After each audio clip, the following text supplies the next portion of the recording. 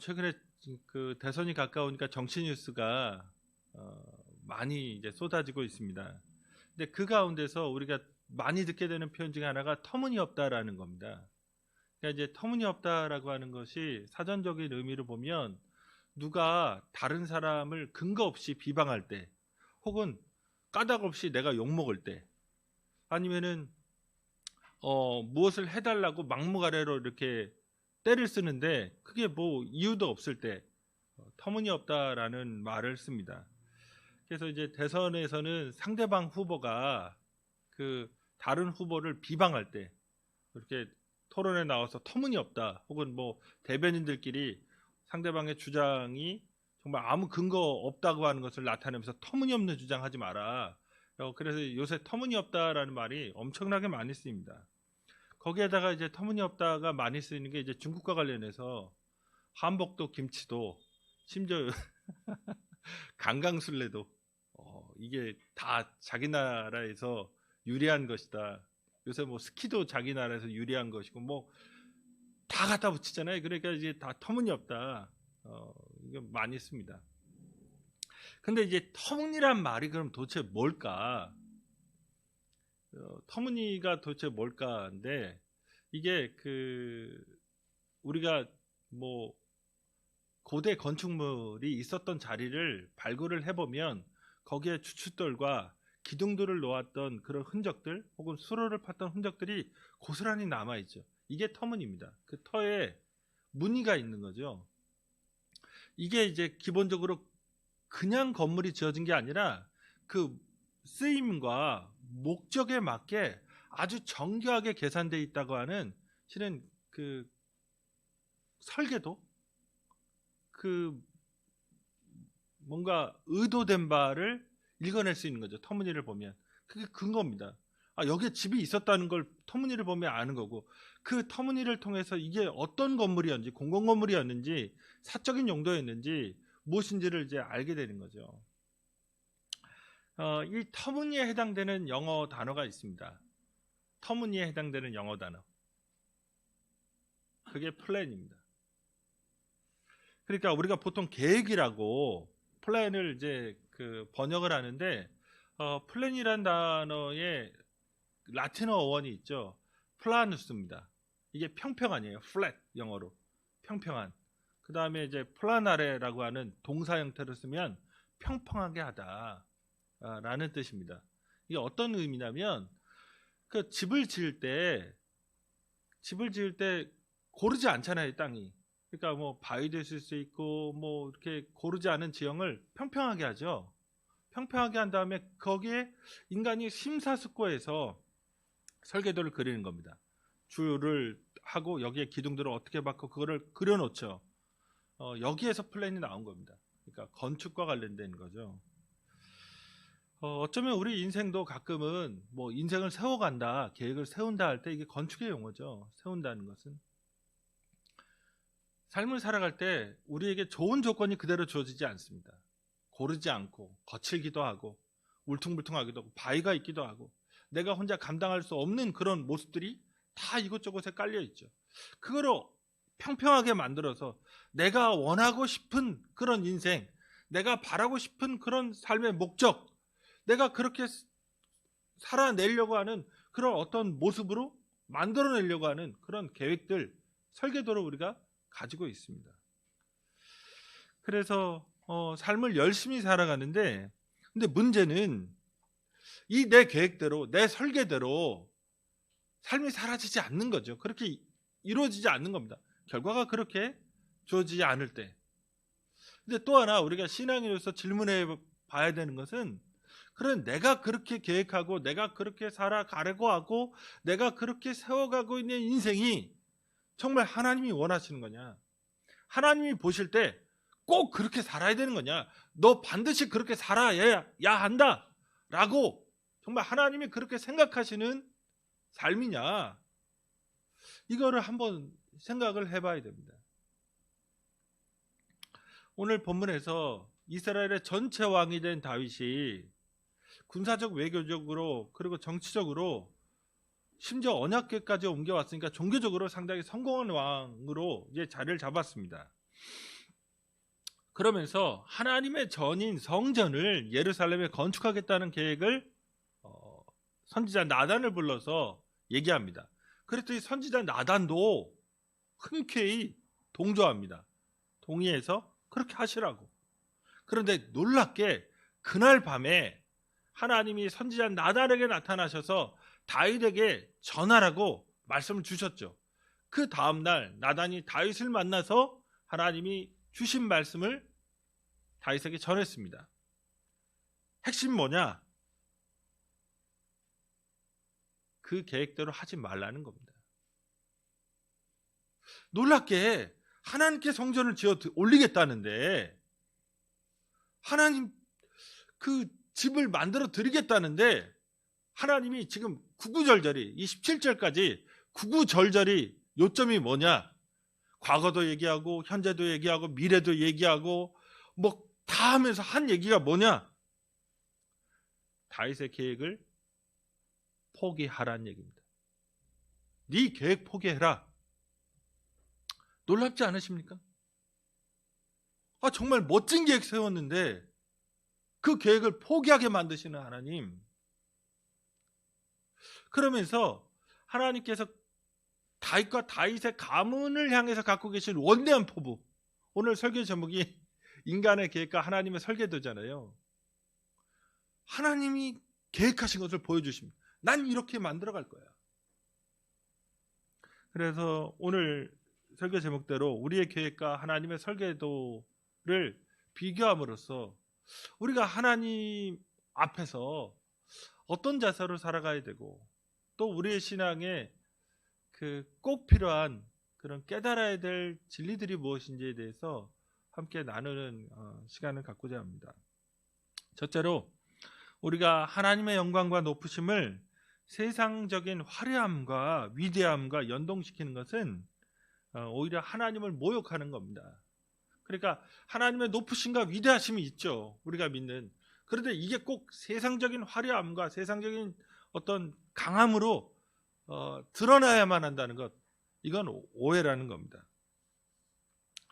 오늘 보통 우리가 계획을 세울 때 특별히 나쁜 계획이 아니라면, 특별히 뭐 도덕적으로 비난을 받거나 아주 무리한 계획이 아니라면 별로 양심의 가책 없이 그냥 그대로 이제 밀고 나가죠.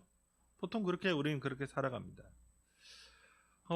그런데 오늘 다윗의 계획은 그 정도 계획이 아닙니다.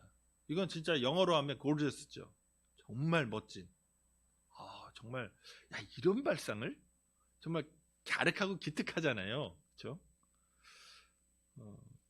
그래서 2절을 보시면 왕이 선지자 나단에게 이르되 볼지어다 나는 백향목궁에 살거늘 하나님에게는 휘장 가운데 있도다, 이렇게 얘기합니다.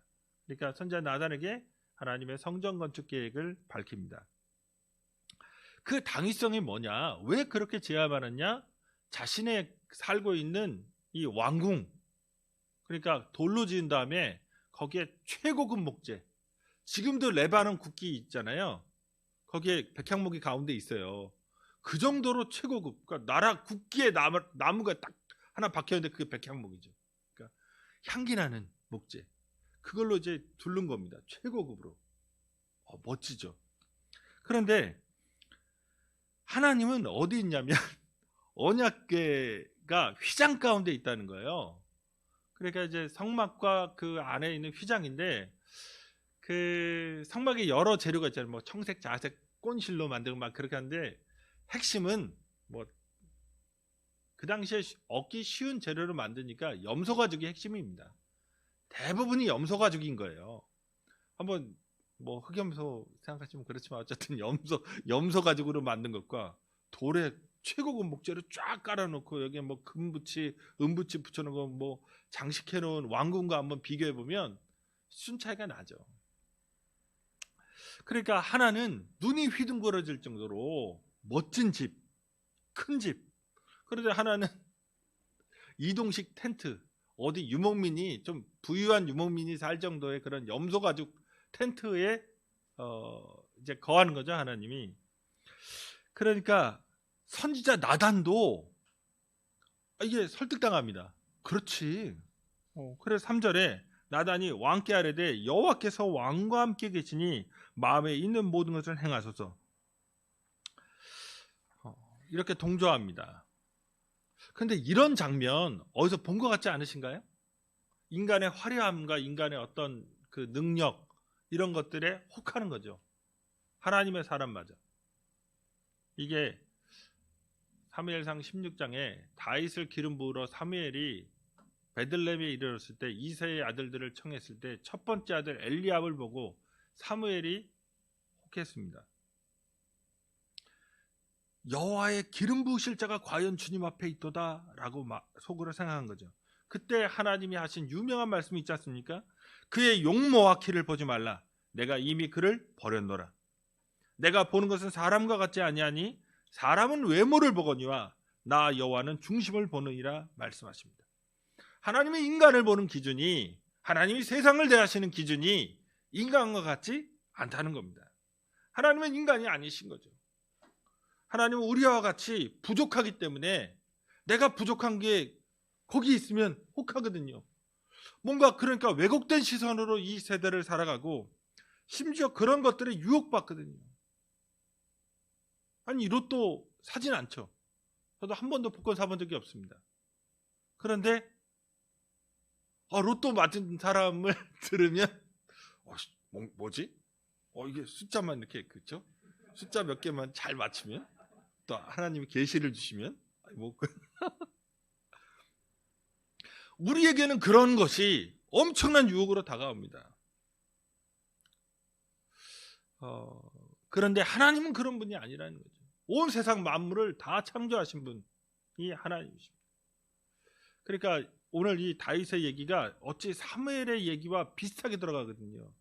뭔가 세상적인 것으로 하나님과 연동시키려고 하는 것. 사람의 키와 용모라든가 백향목궁을 하나님의 영광과 이렇게 같게 하려고 하는. 그러니까 이 계획에 성공하지 못할 거라는 것이 이렇게 예감이 드는 겁니다. 그래서 다윗과 나단의 생각과 하나님의 생각이 얼마나 다른지 이제 4절 5절에 드러납니다. 4절 5절을 보시면 그 밤에 여호와의 말씀이 나단에게 임하여 이르시되 가서 내 종 다윗에게 말하기를 여호와께서 이와 같이 말씀하시되 내가 나를 위하여 내가 살 집을 건축하겠느냐?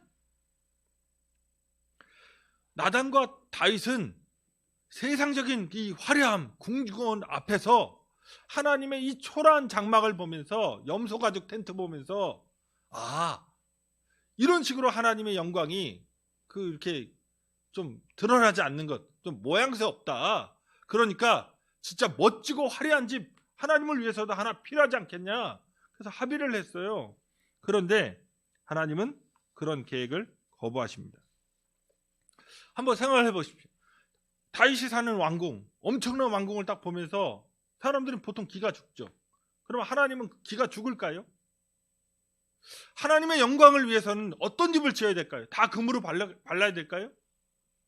어느 정도 해야, 어느 정도 커야 하나님의 영광이 정말 드러난다고 하는 집이 존재할까요?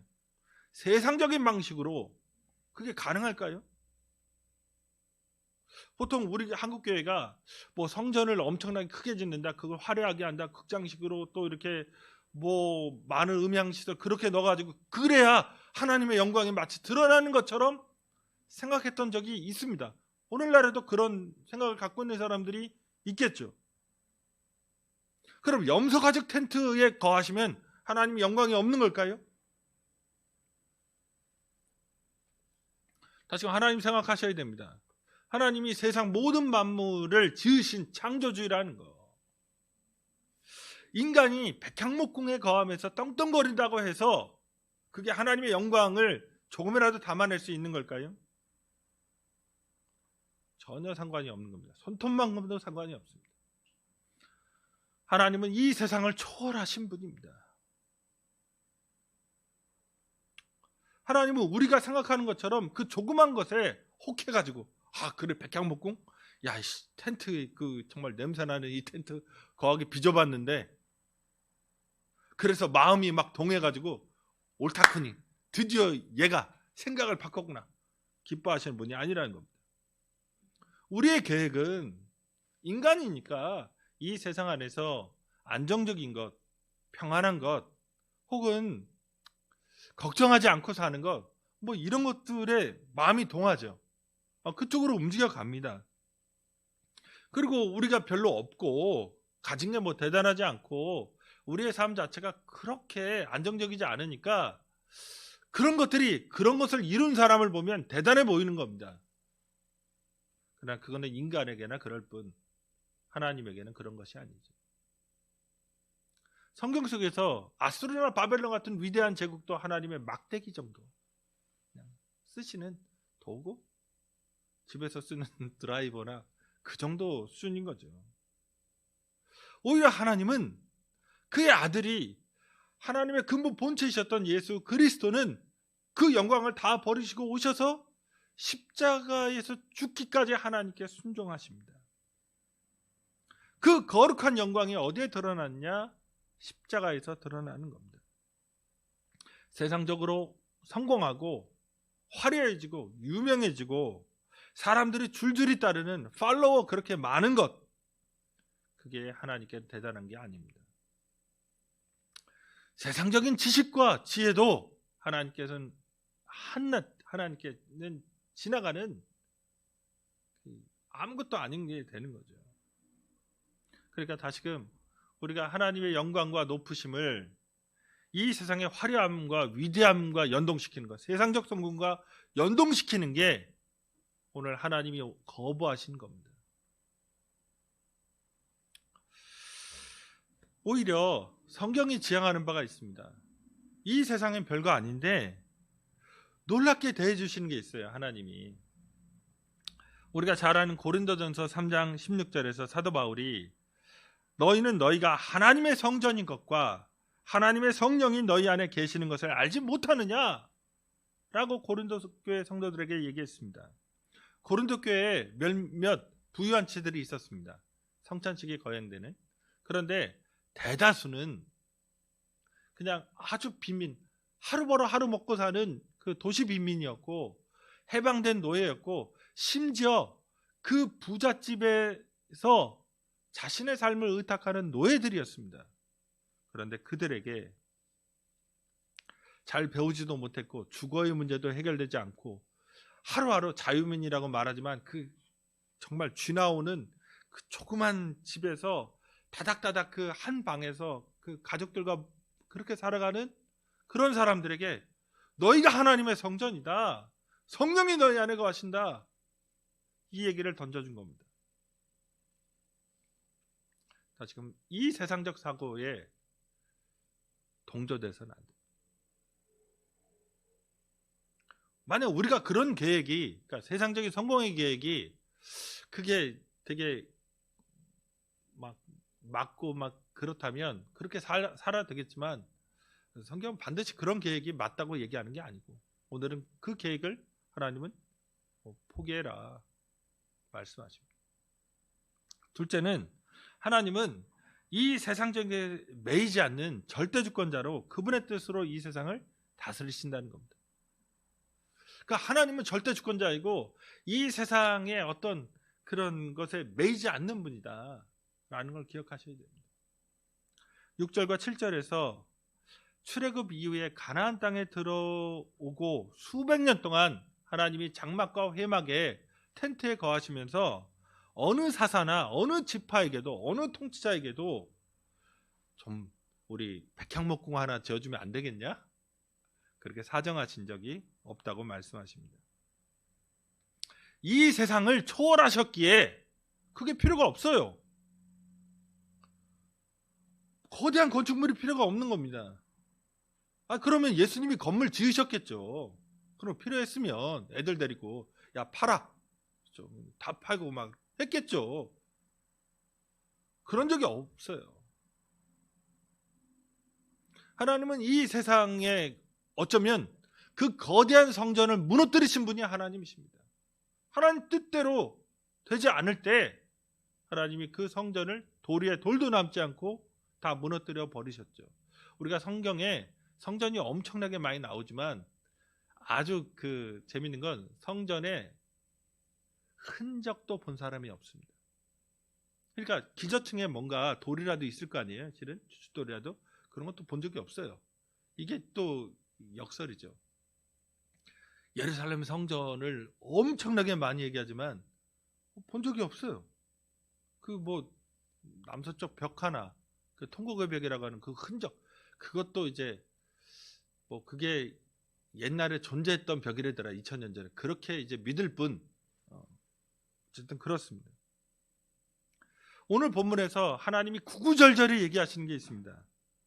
당신이 인간의 계획, 다윗의 성전 지어주겠다는 계획, 여기에 구애받지 않는다.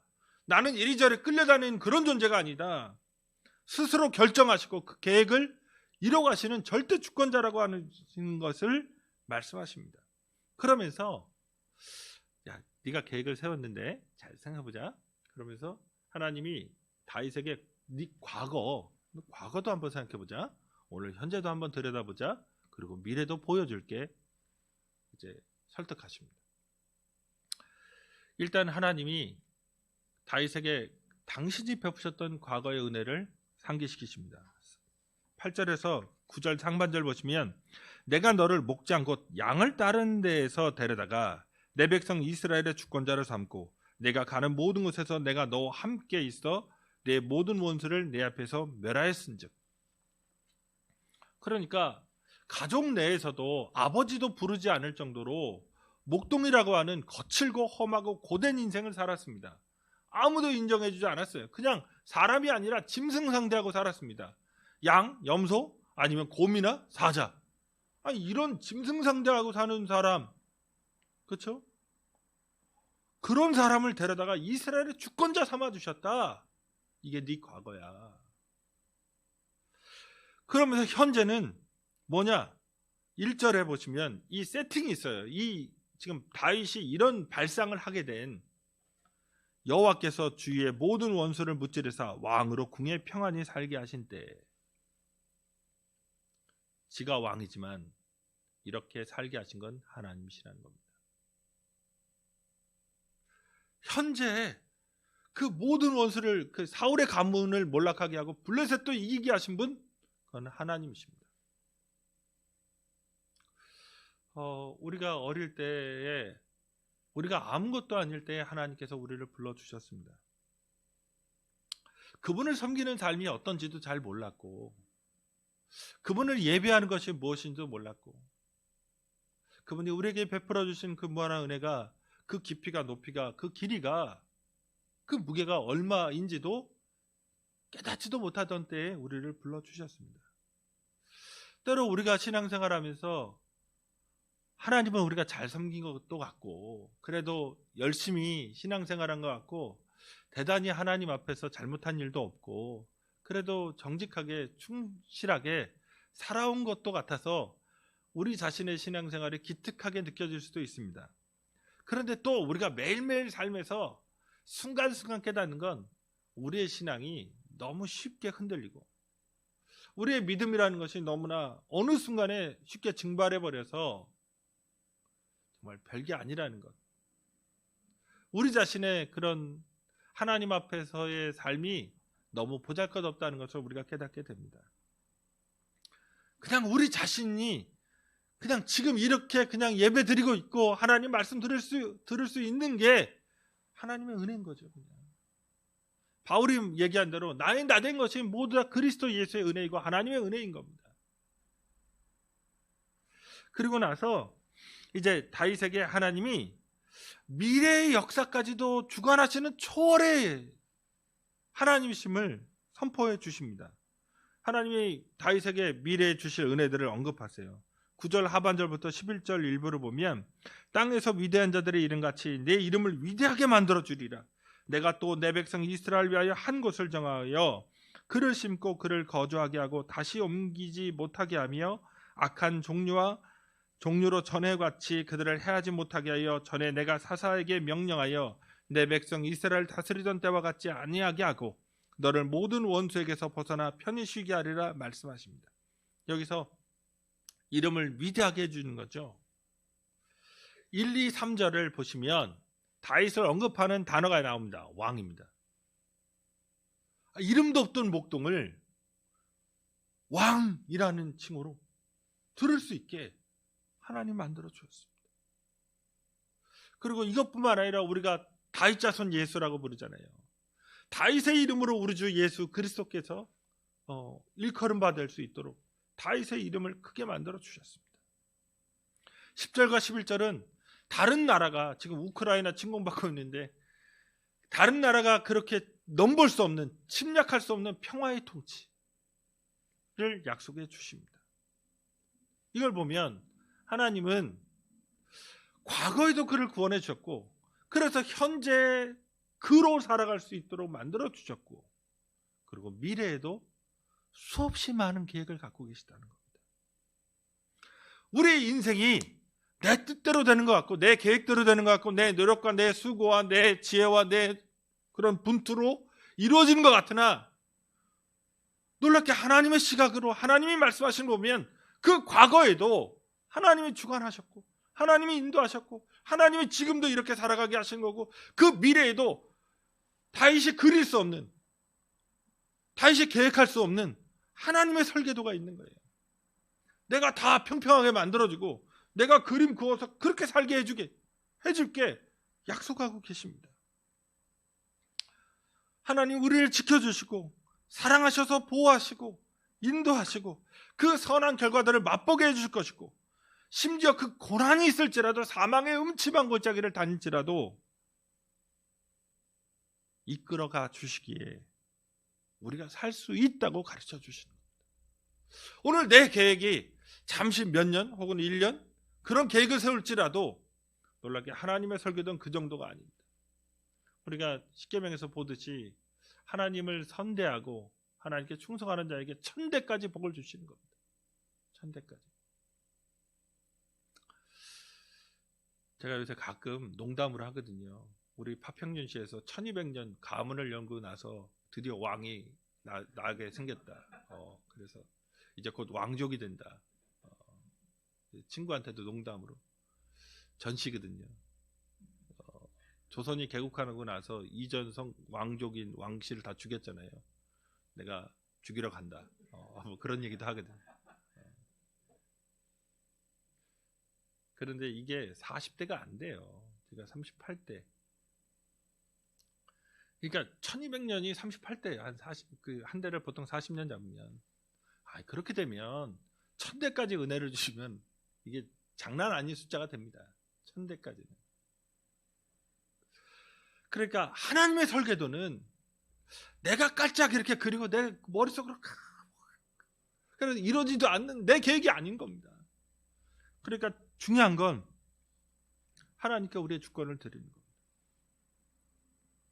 오늘 본문에서 왕인 다윗의 내가 이렇게 지어주겠다는 것과 하나님의 내가 얼마나 대비되고 있느냐, 이거 아셔야 됩니다. 지금 하나님께 집을 드리겠다고 다윗이 얘기하니까 하나님이 야 됐다 그러면서 막거든요. 그러면서 내가 너한테 해줬던 거, 내가 지금 너한테 하고 있는 거, 그 다음 내가 해줄 거, 이건 말씀하시거든요. 이게 동사가 몇 개 나오냐, 이 본문에서 하나님이 하시는 일이 23개입니다.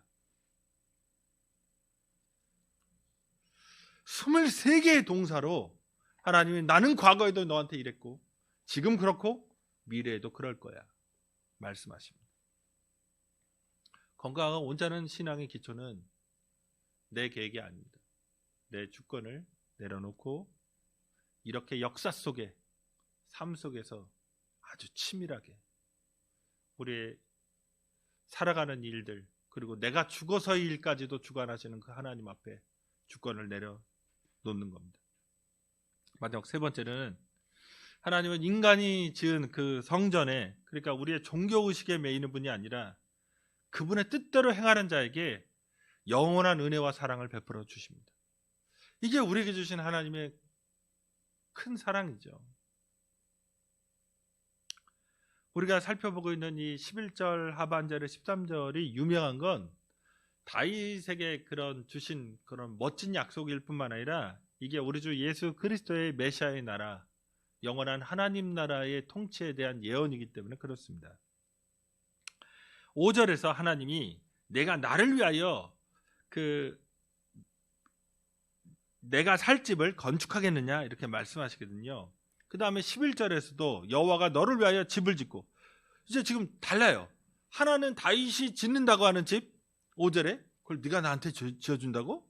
그랬더니 하나님이 11절에 뭐라고 말씀하시냐면 여호와가 너를 위하여 집을 짓는다. 여기서 집을 짓습니다. 그런데 공통된 단어 히브리어 바이트거든요. 집이 하우스입니다. 그런데 이게 좀 뜻이 여기서 달라요. 진짜로 다윗은 건물로서의 집이었습니다. 그런데 하나님이 얘기하시는 집은 이게 가문이에요. 우리가 가문할 때. 그래서 왕조를 얘기하는 겁니다. 그러니까 다윗은 건물 지어줄게요 하나님, 그랬더니 하나님은 너한테 내가 왕조를 줄게 얘기하십니다. 고대에 왕을 얘기할 때 왕이라고 하는 존재를 얘기하면 강력한 권력을 가지고 기본은 자기 아들에게 세습하는 왕조입니다. 다이너스티.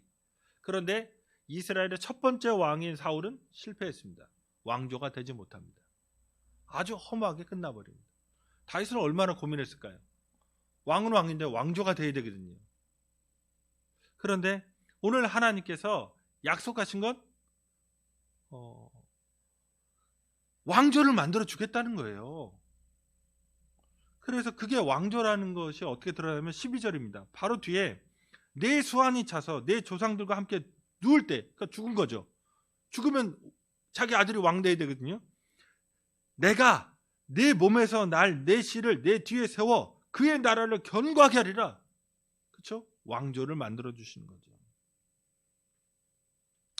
죽은 후에도, 하나님이 다윗이 죽은 후에도 그 은혜와 사랑을 그치지 않으신다는 얘기입니다. 그리고 13절에서 다윗 다음에 왕이 될 그 후손이 하나님께 지금 다윗이 짓겠다는 집, 그러니까 성전을 지을 수 있게 만들어 주신다는 것도 말씀하십니다. 그러니까 솔로몬이 성전을 지은 거죠. 지금 하나님의 은혜의 약속은 성전 때문에 준 게 아닙니다. 성전 없잖아요. 아무것도 없는데. 지금 그러니까 무슨 거대한 종교행위, 내가 얼마나 기도하고 얼마의 예물을 드리고 얼마의 뭐 봉사를 하고 얼마의 뭐 그런 거를 해야 하나님이 나한테 응답을 주고, 그런 게 없어요. 지금 다윗이 무슨 종교행위 한 게 없습니다. 그럼에도 불구하고 하나님이 그에게 영원한 왕권을 약속해 주시고 그 자손에게 성전도 지을 수 있게 해주시겠다. 그만큼 나라가 그렇게 부강해야 지을 수 있으니까. 그럼 뭐 때문에 그렇게 약속하신 걸까요? 하나님이 다윗의 마음을 보신 거죠. 마음에 합한 자인 겁니다. 그래도 사울은 하나님 기억한 적이 없잖아요. 성전 짓겠다고 말한 게 없고 맨날 자기 그 사위인 다윗 죽이러 다니고 맨날 애들 끌고 크게 질질 끌고 다녔는데, 그래도 다윗은 하나님께 성전 지어드리겠다고 하는 마음을 가진 거예요. 그거 하나입니다.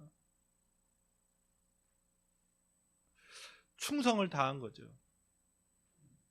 하나님을 향한 마음을 갖고 있었던 겁니다. 하나님의 자리가 그 삶에서 있었던 겁니다. 그래도 놀랍게 하나님이 자기의 설교들을 이제 펼쳐 보여주십니다. 다윗은 생각이나 했겠어요? 그런 일들을 그려나 벗겠어요? 하나님이 보여주시는 겁니다. 실제로 다윗의 왕권이 그런데 붕괴합니다. 성전도 불타 없어지고 그의 자손이 왕위에서 이제 물러나죠. 그런데 우리가 잘 알듯이 이 예언은 메시아의 예언, 영원한 왕권, 우리 주 예수 그리스도께서 다윗의 후손으로 오셔서 우리에게 평화의 나라, 누가 침범할 수 없는 평화의 나라, 하나님이 스스로 우리의 삶을 이루어 주시는 그 복된 나라로 우리를 인도해 주십니다. 그 16절에서 내 집과 내 나라가 내 앞에서 영원히 보존되고 내 왕위가 영원히 경고하리라. 그래 17절에서는 나단이 이 모든 말씀들과 이 모든 계시로 다윗에게 말하니라. 여기서 계시라는 것, 이건 사람의 눈으로 보이는 게 아니라 하나님의 뜻이죠. 하나님이 보여주시는 겁니다. 오늘 설교의 제목대로 우리의 계획과 하나님의 설계도입니다. 우리의 계획은 철저하게 세속적이고 세상적일 수밖에 없고 아주 부족하고 연약합니다. 그래서 그게 이루어질지 이루어지지 않을지도 잘 모릅니다. 그런데 놀랍게 그것을 넘어서는, 그것을 훨씬 뛰어넘는 영원한 계획, 그 하나님의 설계도가 존재합니다. 우리가 진심을 담아서 하나님과 교제하고 나아가면 대단한 종교인이 아니라 대단한 기도, 심지어 전도서는, 제가 요새 이제 그 전도서 좀 공부하는데 이번에 이제 대학원 과목이 전도서거든요. 전도서에서 이게 또 어떻게 될지 모르지만 헛된 것 중에 하나가 뭐냐면 많이 기도한 겁니다. 하나님 앞에서 많은 말을 한 거. 그것도 잘 모르고 깨닫지도 못하고 많이 말해봤자 그것도 헛되다는 거예요. 하나님이 작정하시고 움직이시니까. 그러니까 결론은 하나님의 절대 주권을 믿고 그분이 선하시잖아요. 성전 안 지어줘도 다 주시잖아요. 그냥 그런 마음으로 진실하게 하나님을 믿고 의지하고 살아가면 하나님 우리의 삶을 이끌어 주십니다. 말씀 맺겠습니다. 하나님의 영광과 높으심을 이 세상의 화려함과 이 세상의 성공과 연동시키는 것은 초월의 하나님을 제대로 이해하지 못했기 때문에 그런 겁니다. 하나님이 얼마나 위대하신지, 이 세상을 넘어서는 분인지를 알아야 됩니다. 그래서 그분이 절대 주권자임을 인정하고 우리의 계획이 아니라 그분 앞에 늘 묻고 그분 앞에 엎드려 살아갈 때, 그런데 자꾸 그분을 우리에게 끌어들이려고 종교 의식으로 이렇게 하면 하나님이 꼼짝달싹 못하겠지, 요런 기도, 요런 서약, 요런 서원, 이런 걸로 하나님을 붙잡아둘 수 없다는 것. 오히려 우리가 마음을 드리고 우리의 삶을 드리면 그분이 더 놀라운 계획으로, 그 영원한 설계도로 우리의 삶을 축복해 주시고 사랑하시는 그 은혜를 베풀어 주신다는 것을 다시 한번 생각하시고 그분이 주시는 영원한 은혜와 사랑을 누리시는 저와 여러분 되시기를 주님의 이름으로 축원드립니다. 우리도 함께 기도하실 때 어떤 계획이 있으실 거 아니에요? 그렇죠? 또 그게 안정되고 싶은 마음, 또 평안해지고 싶은 마음, 조금 더 그런 계획들이 나쁜 게 아닙니다. 그런데 하나님이 그보다 더 놀라운 계획들로 우리의 삶, 내가 죽은 이후에도 내 자식들, 내 자식의 자식들까지도 하나님 앞에 내가 진심을 다해서 살아가면 그렇게 도와주시겠다고 약속하시는 겁니다. 내 힘에 의해서 살아가는 인생이 아니라 하나님의 과거에 도와주셨던 것, 또 현재 지금 이렇게 살아가게 하시는 것도, 그 미래에도 하나님이 주관하신다고 하는 것을 깨달으시면서 그분의 영광을 그냥 내가 화려하지 않지만, 내가 대단하지 않지만 그냥 진심을 담아서 하나님께 나아가는 우리가 될 수 있도록 우리 주님 한 몸으로 간절히 기도하시겠습니다.